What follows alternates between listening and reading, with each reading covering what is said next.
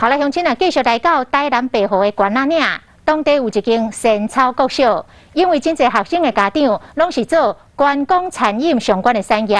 即届的疫情受到真大冲击，所以学校特别来规划着行销故乡的活动，都有学生家己落去拍片来推销着关仔岭，用行动来协助家园。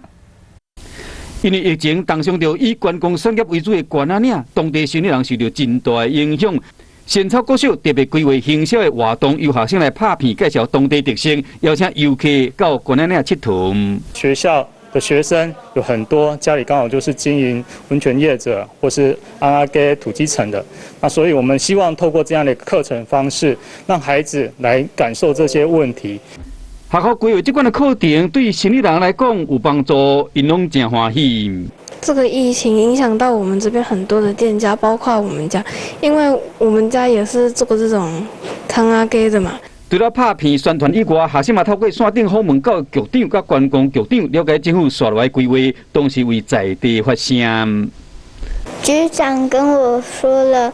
很多关于日本温泉和泥浆温泉的事情。校方嘛特别将因制作的绘本结合当地店家推出消费券，让游客会使得到实际好处。500元赞助我们绘本的一个购置，然后呢，我们就会送你500元的消费抵用券。 针对学生行销业者，拢真肯定。对学生来讲，除了协助推广故乡，这嘛是一个熟悉当地产业机会，会使更加了解家己的故乡。